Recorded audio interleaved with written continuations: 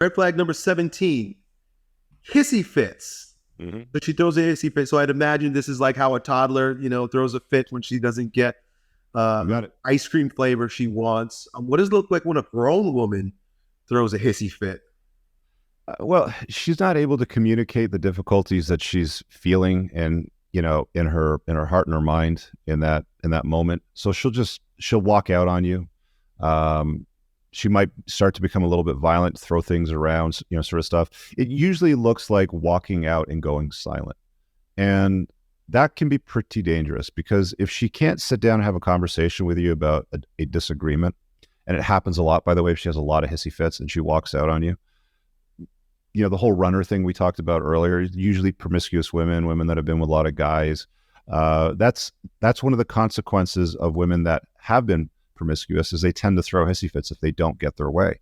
And they do it because they know they have options. They do it because they know they have the attention and validation, or they have had the attention and validation of guys online, or they have a Rolodex on their phone, basically a box of dicks that they can just sort of go through. It's like, okay, let me hit this guy up next now.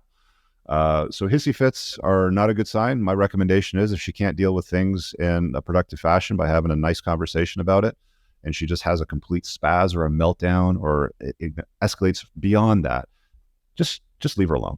She's not for you. She's not for you long term. There's other women out there. It's interesting. I had a friend who was really attracted to Latin women for their exactly for that reason. Because they're He's like, spicy. yeah, he says they're spicy, and I've watched her go bananas, and I'm like, why would you want that? And it seems like some guys, I don't know what it is, but they're attracted to this spiciness. What's up with those guys? Are they just I don't know, man. I don't know. I've thought about that. I think that a lot of the times guys will mimic relationships that they saw in their household growing up. So if their mom was difficult and threw hissy fits, they might see an attraction to women like that in their adult life. And they might think, oh, well, I can fix this one. Like what I saw my dad go through, I can try to fix this in my own life. That's a good point. Red flag number 18. Okay, this is interesting. I'm not sure I understand, but it's not being in control of the birth. What does that mean? A woman that just says, let's just have sex. It's okay. Don't worry about it. Right. It's like, okay, this, like we've seen what happens to men when women get pregnant and what they can do with family law to extract wealth from him. There's a lot of warnings that have been published to professional athletes, for example, where they'll say, look, NBA team, we're in this town. We know that you're going to do what you're going to do.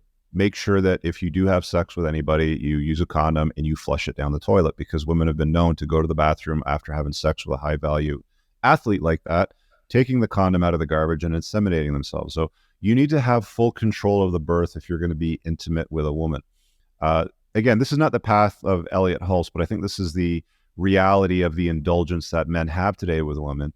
And if you're going to do that, then make sure you control what happens with birth.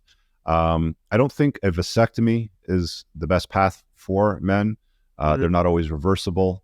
It's kind of a odd procedure, but some guys will go for it after they've got their kids out of the way. But if you're a young man, just use condoms, and be sensible about it. Throw them in the garbage. An alternative to that is if you're in a long-term relationship and you're not having children anytime soon, you committed to each other, whatever. A IUD is a potential, solution for that temporarily for like a year or two or something. But you don't want to prolong the use of birth control for too long, because it has issues on women's health. And if you're planning on having kids with the woman, then you don't want to put her health at risk, because it's obviously going to put your children's health at risk too. So, in other words, take back the reins in terms of sex. Control. Yeah. Yeah, take back control. And Yeah. so I just referred to that statement earlier, weaponized chastity. Like we decide where we're going to blow our loads, or if you even get our load. Yeah. Yeah. Okay. It's